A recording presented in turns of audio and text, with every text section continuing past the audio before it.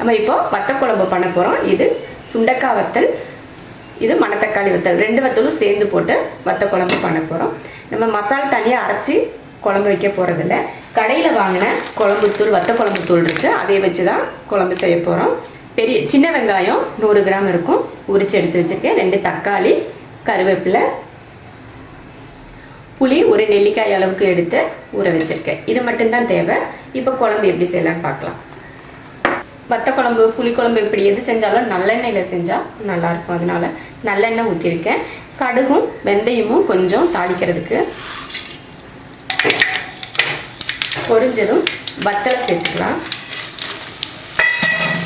அடுத்து கருவேப்பிலை, வெங்காயம்,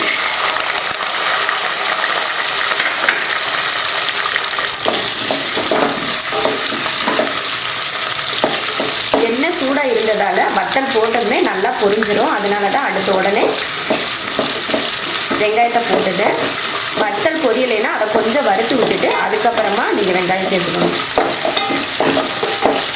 வெங்காயம் நல்லா வதங்கிடுச்சு.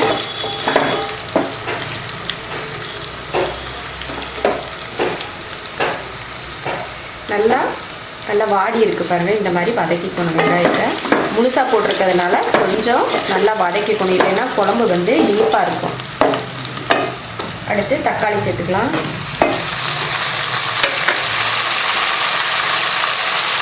கொஞ்சம் உப்பு சேர்த்துக்கலாம். தக்காளி அப்போ தான் சீக்கிரமாக வதங்கும்.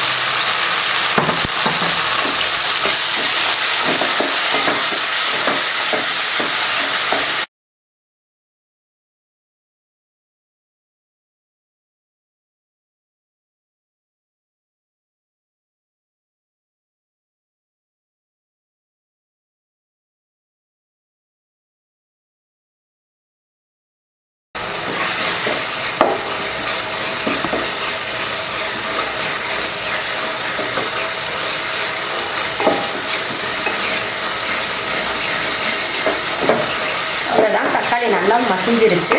இப்போ நம்ம புளி எடுத்தோடனே அந்த புளியை கரைச்சி இதில் ஊற்றிக்கலாம்.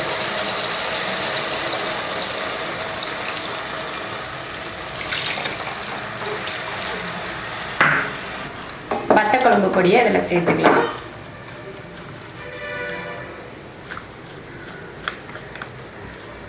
இருபத்தஞ்சு கிராம் வத்த குழம்பு தூள் சேர்த்துருக்கேன்.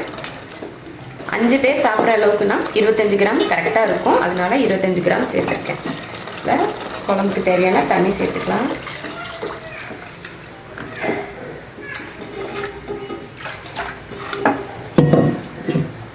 தேவையான உப்பு சேர்த்துக்கலாம். அவ்வளோதான், உப்பு புளி எல்லாம் கரெக்டாக இருக்குது. கொஞ்சம் தண்ணியாக தான் இருக்குது, வெந்து வத்துறப்போ சரியாக போயிடும். காய் எதுவும் நம்ம சேர்த்துக்கல வேகிறதுக்காக, அதனால குழம்பு வெறும் மசாலா பாடம் மட்டும்தான் போகணும். அதனால் ஒரு 3 நிமிஷம் கழித்து ஓப்பன் பண்ணி பார்க்கலாம்.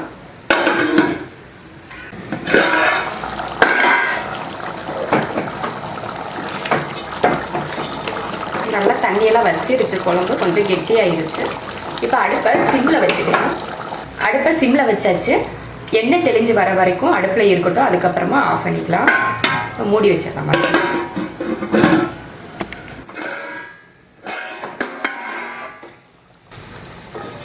அவ்வளோதான், எண்ணெய் தெளிஞ்சு வந்திருக்கு. வத்த குழம்பு நல்ல மணமாகவும் இருக்குது.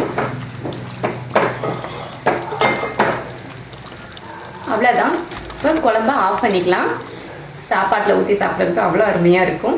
நீங்கள் இது கூட ஒரு அப்பளம் மட்டுமே இதுக்கு வச்சுக்கிட்டாலே போதும். அந்த அளவுக்கு ரொம்ப நல்ல குழம்பு இது. நீங்களும் இது போல் ஈஸியாக வத்த குழம்பு செஞ்சு பாருங்கள். ரொம்ப நல்லாயிருக்கும். பிடிச்சிருந்தா லைக் பண்ணுங்கள். மற்றவங்களும் பார்க்கணுன்னு நினச்சிங்கன்னா ஷேர் பண்ணுங்கள். மறக்காமல் சப்ஸ்கிரைப் பண்ணுங்கள். நன்றி.